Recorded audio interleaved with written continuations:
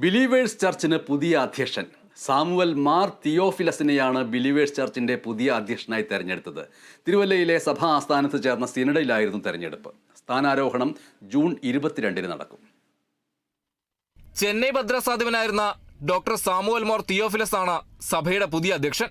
സഭാ ആസ്ഥാനത്ത് ചേർന്ന സിനഡിലായിരുന്നു നിർണായക തെരഞ്ഞെടുപ്പ്. ഈ മാസം 22-ന് കുറ്റിപ്പുഴ സെന്റ് തോമസ് കത്തീഡ്രലിൽ സ്ഥാനാരോഹണ ചടങ്ങുകൾ നടക്കും. ഏകകണ്ഠമായിരുന്നു തെരഞ്ഞെടുപ്പെന്ന് സിനഡിന് ശേഷം ബിലീവേഴ്സ് ചർച്ച് അറിയിച്ചു. സഭയുടെ പുതിയ മെത്രാപ്പോലിത്തയായി ഇപ്പോൾ ചെന്നൈ ആർച്ച് ഡയസിസ് അതിഭദ്രാസനത്തിന്റെ ചുമതല നിർവഹിക്കുന്ന his grace Samuel Mor Theophilus എപ്പിസ്കോപ്പായ തിരുമേനിയെ ഏകകണ്ഠമായി അടുത്ത മെട്രോപൊളിറ്റനായി തെരഞ്ഞെടുത്തു. സഭയിലെ മുതിർന്ന മെത്രാപ്പോലിത്തയായ സാമുവൽ മോർ തിയോഫിലസ് പത്തനംതിട്ട റാന്നി സ്വദേശിയാണ്.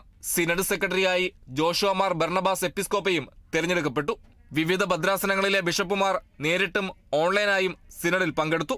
അധ്യക്ഷനായിരുന്ന അത്തനേഷ്യസ് യോഹാൻ മെത്രാപ്പോലിത്തയുടെ വിയോഗത്തെ തുടർന്നാണ് ബിലീവേഴ്സ് ചർച്ച് പുതിയ തലവനെ തെരഞ്ഞെടുത്തത്.